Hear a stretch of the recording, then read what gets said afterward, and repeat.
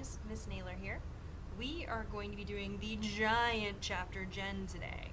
So you're going to turn to page 66, grab your pen or pencil and your highlighter, and get ready to roll because we got a lot to cover. All right. In ancient mythology, when a child was born, a guardian spirit, or genius, so named because it appeared at birth, was appointed to guide the person throughout life.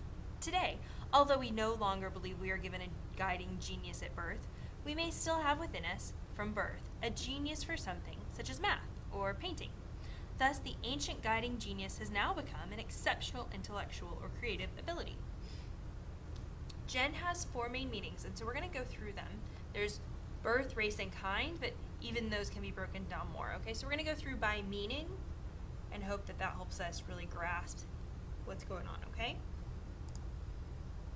Our first meaning is just birth. Look along with me here. Not only the birth of people, but also the birth of things. An engine generates or gives birth to electricity, and the birth of ideas. Angry words engender or give birth to hate, whereas kind words engender love. And that's our first word, engender, to develop, to bring forth, as in ideas or feelings. And I want you to highlight, there's an extra root there, en meaning in, so in birth. And our sentence, his handling of the problem engendered the respect of his fellow workers. So the way that he fixed what was going on meant that within his coworkers, there was a birth of respect. So in, and then birth, a birth of, right? Then we have generate. Generate is a verb to produce, as an engine generates power. By turning a windmill, the wind can generate electricity. And so I was thinking, you generate ideas for your papers when you brainstorm, right? So you're producing ideas, or we can think about it as like a generator. A generator generates energy. I know I'm hurrying, I'm sorry, we have 22 words this week. So, generation is a noun. It means all the people born at about the same time. We're going to zoom in a bit here. So we have the greatest generation. They're from 1901 to 1924. Those are the people who, a lot of them did things like fought in the Second World War. We often refer to them as the greatest generation. And then we have the baby boomer generation. And those were the kiddos who were born right after World War II, right? 1946 to 1964. And so this group of people were all born around the same time, making them one generation. And this group of people were all born around the same time, making them another generation. Okay? Oh, I forgot to mention, the greatest generation also includes those people who, lived through the Great Depression. Super important. They were young at the time of the Great Depression. Then we have Genesis, the birth of coming into being of anything, origin or creation. It's a noun. 2 things. So when we think about the book of Genesis, if you're familiar with the Old Testament, right, then the reason it's called Genesis is because it is talking about the birth of the world, right? And there are lots of different Genesis stories for different religions. So that's something to think about, right? What is the one that you know or that you've been taught, right? And then over here, we have also, to go with our sentence, his many childhood pets were the genesis of his interest in zoology. So having all those pets are what created his desire to study animals. Do you see how that works? Genius. You heard about this in the beginning, the idea that in ancient mythology, a guardian spirit appointed at birth to guide a person. We really do use this second definition now, though. An exceptional intellectual or creative ability. This is the one I want you to try and remember, right? I think you're probably familiar with it already. I liked Albert Einstein's quote here. Everybody is a genius, but if you judge a fish by its ability to climb a tree, it will live its whole life believing that it is stupid. So what he's talking about is the idea that everyone is exceptional intellectually or creatively in some way, and we need to be more aware of that, right? We shouldn't judge the fish by his inability to walk. That's not very fair. All right, guess what? New root, woot woot. Hydra, meaning water. So hydrogen is a gas so called because it generates water by its combustion. Makes sense, right? The birth of water, caused in part by hydrogen. So hydrogen, water, very important, hydrogen gas was used in the first balloons to carry men into the sky. All right, ingenious is an adjective. We've got another new root here. So in meaning in, and gen meaning birth, so in birth. It means you're clever at contriving. If you look there, it says having inborn talent. So if you're ingenious at something, you just seem to be really good at it. And I thought that this was funny. 9 ingenious uses for your spare contact lens cases. So you could use it, let's see, what are my favorites? A lip gloss container, a condiment holder, also great for portion control. A mouthwash holder, always keep it handy so you never have bad breath. If you put some holes in it, you can use it for your earbud headphones. So you wrap the cord around the case after you put your earbuds inside of it, right? So these are ingenious, creative ways, or clever ways, I should say, clever ways to use a contact lens case. And ingenious. Now I want you to look. This one has an I. So think about it like this. If you're clever at contriving, you have really good ideas. That's ingenious with an I. And then ingenuous is not the same. It means you're showing innocent or childlike simplicity or gullibility. If you're gullible with a U, you're ingenuous with a U. Okay? So here, we got Charlie Brown falling for the football trick again from Lucy.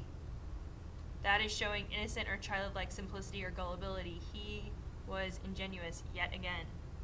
She was completely ingenuous, never questioning anything she was told. She sounds like Charlie Brown and the football. Our second meaning, gen, meaning noble or good birth or breeding. So the first one was all about, scrolling out more, birth in general. This one is specifically about noble birth. So we have generous. You're liberal in giving as a person of noble birth would be. You are willing to give your things away because, if you were someone of noble birth, you would have a lot of things to give away, and it would be something you were taught. Genial, having a friendly and kind manner, that is an adjective. His genial personality made him a favorite party guest. So here we have someone genial, shaking hands. And over here we've got Casper, who's a quite genial ghost. Right? The friendly ghost. Hopefully you know that. Genteel. It's an adjective, having an aristocratic quality, refined in manner. So the reason I stumbled here is because I actually found a little bit of the movie The Aristocats for you, because they are quite genteel. Let's take a look. All right, let's take a look at how they're aristocratic. Now please, darling, settle down and play me your pretty little song. Yes, Mama.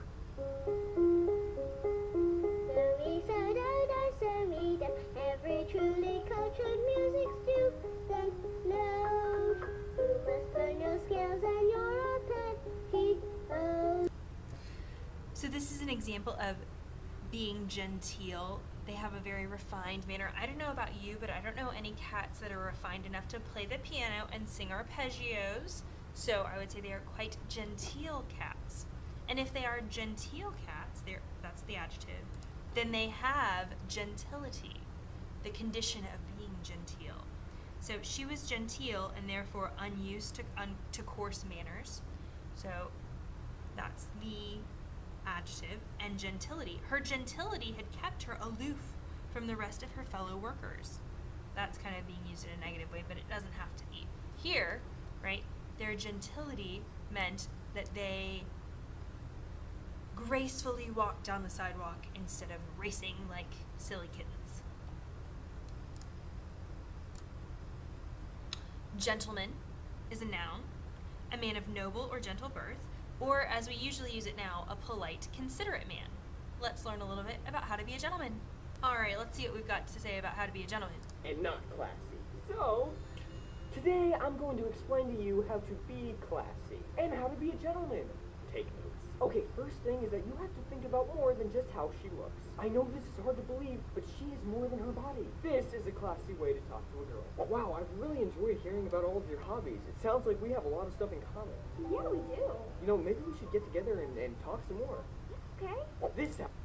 So he's saying to be a gentleman, you have to respect women's ideas. And if you're interested in a girl, right, you have to be thoughtful and listen and considerate and all those things. Not just be kind of, a not very nice guy. Let's look at our sentence. If a man is just, merciful, and kindly, he is a gentleman. All right, gentry. We don't really use this word very often anymore. It's a noun meaning people of gentle birth or high social position, probably because we don't have a lot of gentry per se in the United States. It would primarily be places like maybe Europe, right? So here I have the daughters from Downton Abbey, the granddaughters of lady whose name I can't remember. You know who I mean? Because they are part of the aristocracy and they have high social position, they are gentry. Next way to use the root gen is as race. So, gen also means race. If you are interested in your family history, you are interested in genealogy, the study of ancestors in a family. Let's start with gene. This one you actually know a little bit about, right? An element of the germ plasma that transmits characteristics of parents and hence of race to a child. So we have DNA and we have chromosomes and the genes are in there, right? Genealogy has the root logi, meaning study of, so it's the study of race, so the study of your family descent. And if you look, your family tree would have you and your siblings, and then your parents above you and their cousins, or sorry, your cousins and their siblings here, and then your grandparents up here. Genetics is the science of heredity. So if you look, you studied this some with when you studied genetics, you looked at the heredity of things. So here, if you have a mama who carries this gene for hemophilia, and here's the dad, and they get married and they have kids, they have 4 options. They can have a son who doesn't have hemophilia, a son who does, a daughter who doesn't, or a daughter who carries that to pass on. So 4 possible outcomes. Genocide, from the roots gen meaning race and cid meaning to kill, so to kill a race. The systematic planned killing of a racial, political, or cultural group. And I think we all know enough about Hitler to know that he was part of the leader of committing a genocide against the Jews in Europe during World War II, and a little bit before that. It's kind of one of the great big causes, right, along with him invading other countries. But genocide is still a problem even to this day. So as much as we might like to get rid of it, we seem to keep ending up with it in the world. All right, the next 2 words, I'm actually going to scroll this over a little and look at them together. So we have 2 words with the same roots, pro meaning forth and gen meaning birth. So coming forth, progenitor is the first one. And in that one, the parent is important. It's the ancestor. So here's Will Smith and here are his kids. Will Smith is the progenitor.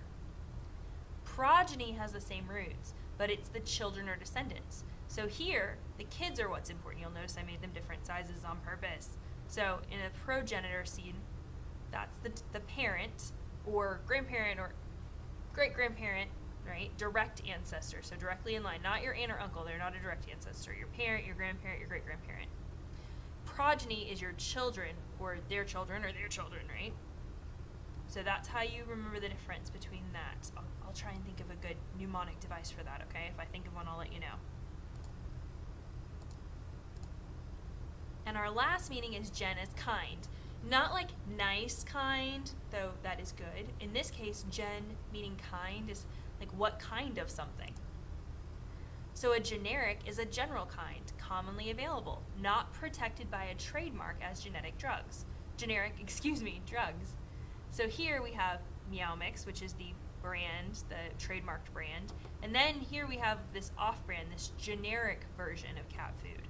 Or when you go to the doctor and they give you a prescription, you can get a generic one that is often less expensive because you're not paying for the trademark.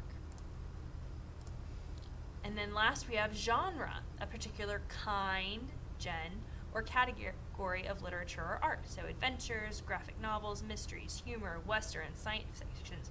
Those are all different kinds of genres, all different kinds, right? All right, we are almost out of time and we are all done with words, so make sure you get your exercises done, study all your old roots, ask questions if these words seem too similar. Maybe we can help come up with good ideas about how to remember them, okay? Good luck, study hard. Oh, don't forget your Kia.